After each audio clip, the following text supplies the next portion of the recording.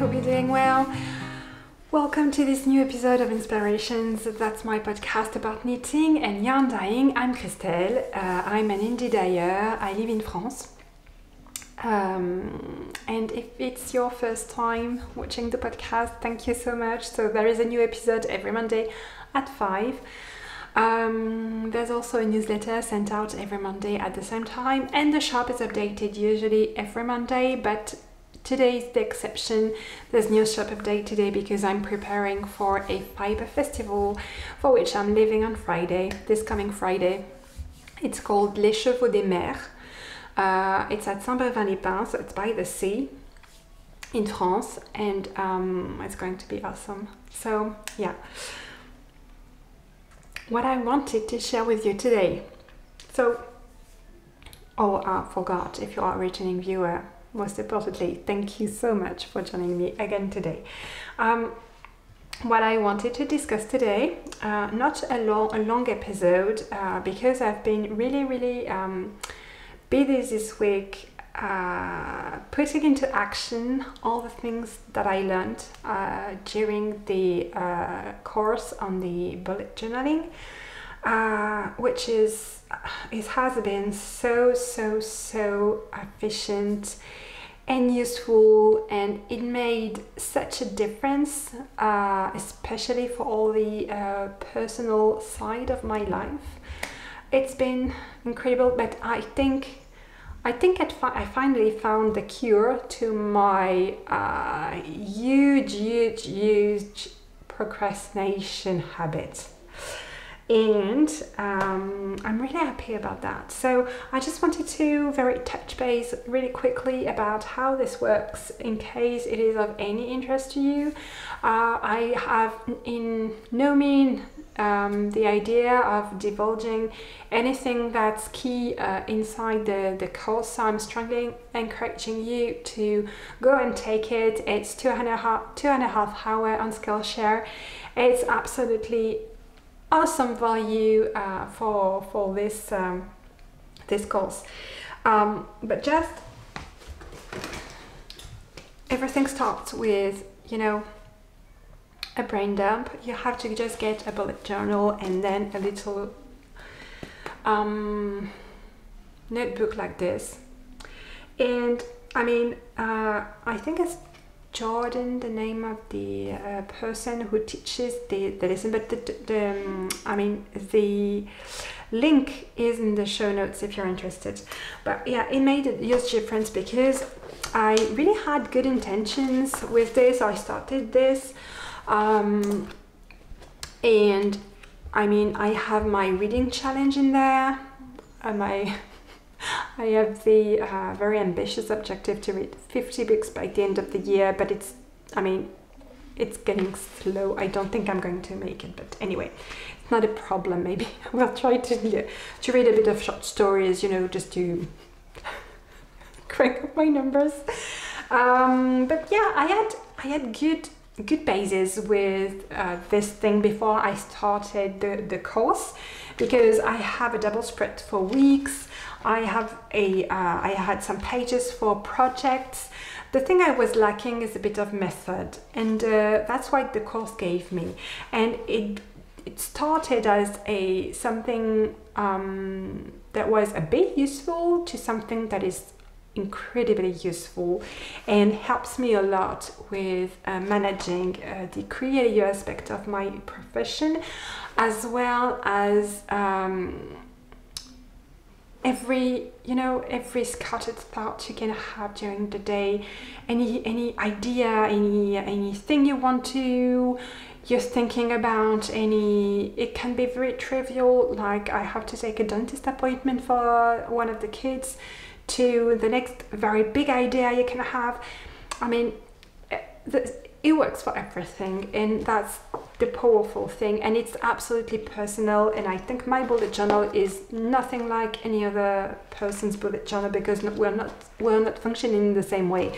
But I mean, the structure she gives during the course is the same for everyone, and it's really powerful. It helps you to manage every aspect, everything from the most precise with a, well, time-bound things that you put directly in your online diaries, to things very vague and maybe later in the future, or maybe at the end of the year things, or anything you can deal with that tool. So for example, one of the most powerful tools in there is the this double monthly spread. There is one box per month, and if, for example, I know that in October I want to do something Halloween related, I will put it on there, and when I'm going to review what I want to do on that month, I remember that on that month I wanted to do that. Also, it can be a lot of things, but I've put in there some things that I need to think about at certain times of the year, but I don't need to think of them right now and keep it in my brain. I just have a place to write them down and forget about them until it's time for them to be important again, okay? Or to become urgent, or something I have to deal with now. And the second spread, which is really helpful and great, is this one, is the monthly one. And this one you can really get creative, and you can really tailor it to your needs. And after using that for a few days and a couple of weeks now, I'm much more clearer on what I want to use it for. And I really adore the part where you put things that happen in your life, not only your tasks and your projects, but also actual things that you lived and enjoyed, like not quite like a journal, but like, you know, really writing down the highlights of your life and not only your appointments and tasks. So that's really useful. For example, I went to the movies with my daughter, I put that there. We had dinner with a very good friend of ours, and I cooked homemade pizza, and things I really want to remember down the line. I don't want to remember that I did my accounting and I scanned some invoices. I don't care about that. I mean, in 2 years I won't be happy reading that, but reading that I had this dinner with this most beloved friend, for example, and we had a good time together, yeah, I will be happy to remember that. So yeah, this is really cool. Also, I made a double spread per week, but I'm going to stop that because it's not working out for me. The pages remain almost without anything on it, so it's not very useful for me to have such a big space for the week, because a lot of things that I do every day, I don't have to write them down. It's really a habit that I've built to dye and twist up yarn and put on some labels and prepare orders and you know, rinse out yarn. I have all these things I need to do in my job as a dyer that are already really well ingrained, and I don't need to do this to do those. It's more of the rest, which is kind of a big deal, because I mean, the rest, I really need a system to get organized and have things done, actually. But I must say that so far, the thing I'm most proud of is I've been able to make such huge progress in 2 weeks on the health part of our day-to-day life. I've been able to take the kids to long overdue dentist appointment, or you know, small things that I wanted them. So I made huge progress on that, and because I can't rely on my brain to remember anything like so mundane as when is the last time they had vitamin D, for example, and because I have 4 kids, everything gets mixed up. This is great because I'm putting everything in there and then it's done. I don't have to think about it anymore, and the next step for each kid is in the calendar. So I really, it's really getting your peace of mind, you know, knowing that you've done what needed to be done and it's okay, and it's not a problem if you don't remember because everything is in there. I hope I won't lose it. Okay, I've started to a grateful things I'm grateful for, and actually it's mostly food. Don't know what that tells about me, but guys, anything I'm grateful, I mean 80% of the things I'm grateful for are food related, either things I ate or things I cooked with my daughter or my son. I mean, yeah. Yeah, shopping log, this one will not be reconducted because I mean I put everything in the calendar, which is much more useful. I don't want to be writing things done twice. I really want to avoid that because it's a waste of time. So shopping log, it's the thing I want to shop, and everything like grocery list I'm going to I've already put, you know, like an appointment in my calendar on the day and time I'm supposed to go grocery shopping, and in the notes of that appointment I put my grocery list. Yeah, and it's very useful because I can access it on my computer, on my smartphone, anything. It's really useful. But the thing I like very much also is like the meal planning page. For me it's really huge because yeah, I love food actually. I just kind of it seems I'm very grateful for food. So yeah, I do love to watch cooking videos and things like that. Not the professional ones, mind you.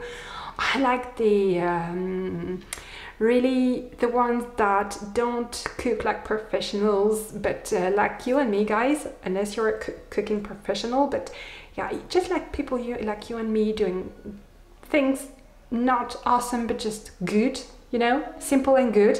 That's my favorite show to watch. And I, as a French person, there is one show I really enjoy watching. It's a guy, I think he's American, and he cooks French recipes from this huge book written by Julia Child, I think that's her name. And she's, I think, a famous cook, American cook, specializing in French cuisine. And oh my god, I love that show so much. I love that show so much. And the thing is, some of the things that he cooks following the recipes in the books. So he's not French, she's not French. Nothing is French apart from the recipes, but everything is in English. And I mean, for example, if you want to check it out, just look cassoulet, okay? Yeah, his YouTube channel is Anti-Chef, okay? And I think the first one I watched was cassoulet. Cassoulet is a very, very famous French dish from the south of France, like southwest of France. But I mean, it's the kind of dish you can find absolutely everywhere. The smallest grocery place will have canned cassoulet. That's one of the, I think, most preferred dish of French people, and it's very hearty. It's very good. And you have the traditional cassoulet that he cooked following the recipe, and you have the more like mundane cassoulet that you find in every grocery joint of you can think about. And it's very good as well. I mean, the mundane cassoulet is very good, and I actually prefer this one because it's the one I've been eating since I was little, because I'm not from that part of France at all. But he cooked the real thing, okay? And I mean, sometimes when you go into French cooking, there is some weird things happening, okay? Some weird ingredients. And one of the weirdest things I've seen in French cuisine so far is on his channel, because he put some, maybe I should say, if you're vegan or things like that, don't just skip this part, but he put pork skin in the cassoulet just to thicken the sauce. And it was pork skin from a female pork. So see, you could tell it was from a female, and it was so weird. And I was like, I didn't even know you had to put that in a cassoulet. That is so disgusting. If I knew that, I wouldn't have eaten it at all. And he's very brave because one of the latest episodes that he filmed, he did langue, okay? It was like the beef tongue. So gross, but actually good. Because, you know, I know all those dishes and I know how that tastes because when I was little, it's something they used to serve in school cafeteria, okay? And when you're little and you're served something that looks like a steak, okay? It just looks like your regular steak, but it's actually tongue. And it's nothing, I never ate that at home, okay? My mother would not hear about it, wouldn't want to hear about it, she would never touch that. But at school, okay, no problem. We ate crazy things at school in the 80s in France, in school cafeterias. They were like traditional on us and we ate crazy things. I won't go into the details, but yeah, the French cuisine can be very creative with very strange parts of animals, okay? And I mean, that episode where he cooks the tongue and everything, it's very good, really. I would not eat that again as an adult, now that I know what it is, but I remember I liked it very much. And he did it, he cooked a tongue, and I mean the thing is so big you wouldn't imagine. It's only as an adult when I was working as a cashier to pay for my in a grocery shop to pay for my studies. It was my student job that people coming to me to, you know, register the groceries. And one day I saw that piece of meat, which was like a very big tongue. It was like, what on earth is that? And I, you know, put two and two together, and I understood what I was eating at school back in the days, and it was that. It was like, oh no, no. Oh my god. Anyway, that was a very big digression. Well.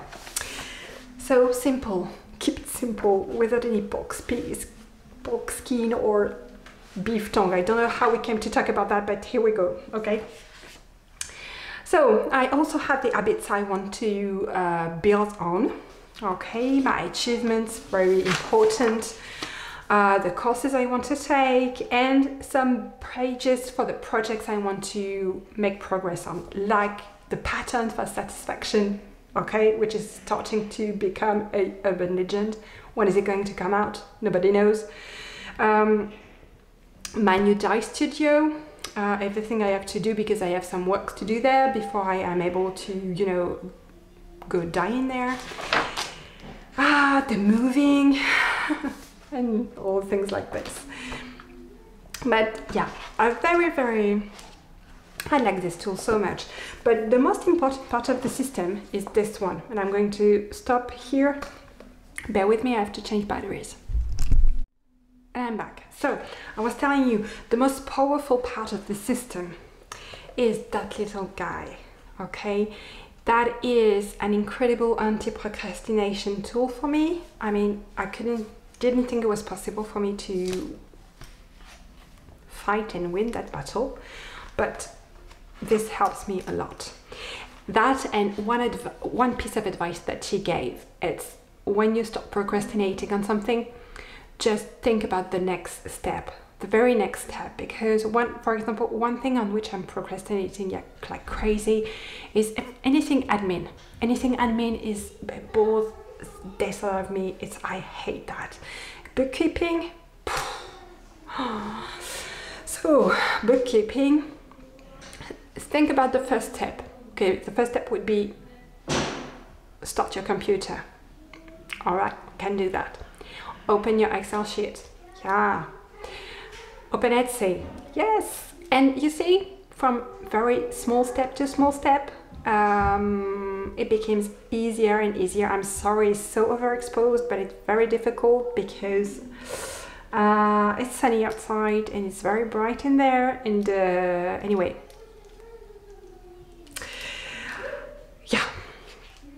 And the other thing that is very, very useful is that anything that she uses, like bullet points, they have codes attached to them. Each bullet point, each shape it has a signification. It has a meaning. It has a meaning. So you have a specific symbol for a task to be done. You have a specific symbol when the task is completed. You have a specific symbol when you have started something, when you have procrastinated and moved something to another date. If you that's something that goes into the grateful list, if something that is just a quote or something you wrote down without any action attached to it, or if there is something that you should add to your shopping log or things like that. And what I like about that too is that it doesn't have to be perfect. It really grows with you, and you can try a spread. It doesn't work out, you just don't reconduct it in the future. You just leave it there. It's living its life, and maybe all your ideas are not good ideas. Every idea doesn't have to be, through the end and through completion. Sometimes you can just understand that it's not interesting to go further on and just drop the thing. And it gives you a lot of peace of mind too, because you decide consciously to not pursue an avenue, for example. You decide to just concentrate your efforts on something else. So that's very, very useful. And another thing that helps me a lot is on which I'm working right now, because I am this kind of person with multiple works in progress. I want to do progress on everything at the same time, which is not possible. I have to work on my priorities. And one thing that I love from a video that I watched today, actually, I'm going to list the videos I'd like to watch. That one was from Ep8. Priority was a singular, started as a singular in the 1400s and remained a singular for 500 years until in the 1900s it became a plural. And it's true that if I ask you what are your priorities and you tell me you have 5, then you don't have one. You don't have a priority, you have 5, and it's not having a priority to have 5 or 10 or 20 priorities. It doesn't work like that. And it's exactly my case. I have 20 priorities, so I don't have one. And I really feel that strongly, because it means that I feel like I'm brain fogged every day. I don't know, each time I have a time for myself and I can't work on something, I have a bit of knitting time ahead of me, and I'm like, what am I working on? I don't know. Everything seems as important as the other project. I don't prefer one to the other. I want to work on them all, and so I end up working on nothing because I spend my time trying to decide. It's decision fatigue applied to knitting, okay? And that's the next thing I'm going to be working on, is identifying the priorities and see what I can deliver if I focus on something one at a time. We'll see. Maybe what could happen. A sweater in a week? I don't know. Let's see. I'll try this week. This week I'm going to determine one priority, and I'm going to go all in on that priority. I'm going to work only on that, and we'll see what the outcome is, how far I go, okay? And it's not just that week, because there will be no podcast next week because of the fiber show. I'm attending as a vendor in the coming weekend, The next podcast and next shop update will be on the 3rd of April with the April colorway of the Sock Knitter's Almanac, but we'll see. We'll see. I'm going to choose a priority and I'm going to work on it until it's finished, and we'll see how much progress I've done. It's quite exciting. Yes, we'll see. Okay, so yeah. I've also read and heard and seen that to-do lists are dead. What do you think about that? Do you think it's true? I kind of feel like it because it's been a while since I made a to-do list. I think it's counterproductive. I dig deeper on that. What do you think? Do you still use to-do lists? We'll see. Okay, guys. That's it for this absolutely non-knitting content. I wanted to share with you very quickly my projects. I only took 3 for this 24-hour weekend, which is a perfect illustration of why I need priorities. Because if I was very well organized, I would have taken 1 just to make the most progress possible. But this is, I know why. It's because I get bored easily. I have to work on that. Anyway, this is my sock. Okay, you remember the inspiration is the 1980s leg warmer. I've knitted the heel this morning. This is going to be fully reversible. You will have the 2-color brioche like this if you wish, and the feet is going to be just stockinette, simple stockinette, so fully reversible, and I think they rock. I do think they rock. I think they're awesome. I can't wait to show you a picture of them worn, because like this it looks like nothing. Okay, I understand that it's not the most, you know, she's not at her advantage there, but I've tried it on and it's actually quite cool, very cool. So yeah, this one is going places. This one I made progress too. I think I'm going to finish this off with a contrasting color toe and some, maybe a bit of 2-color lace work here. The idea for March, I have my ideas. I just need time, but I'm going to work on priorities, so we'll see. And the other thing I took with me is this one. It's my Réconfort shawl, and if you've seen me in Barcelona, I was knitting on that already and I made so many mistakes. I had to rip it out. To rip all the things I knitted during Barcelona, I had to rip it out because I made so many mistakes. So I'm picking that up again. It's called the Réconfort shawl, which in French it's comforting shawl, because I need comfort. Okay, it doesn't show on the podcast, but I am actually going through something very, very difficult family-wise, involving my mother, who is very sick. So it's really difficult sometimes, and I'm feeling very sad. And so this is I need comfort. I need all the comfort that I can get these days. So this is coming with me. I think no objectives, no work-related objective attached to this. Just, you know, comfort. And that's it for this week, guys. I hope you are a nice week. I will see you back here on April the 3rd.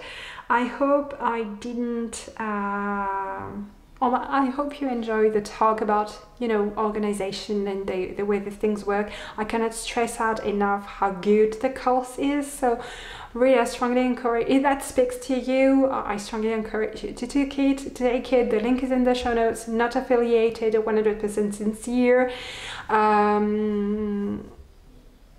That's it. Okay, so enjoy your time, enjoy your knitting, and see you around soon. Bye.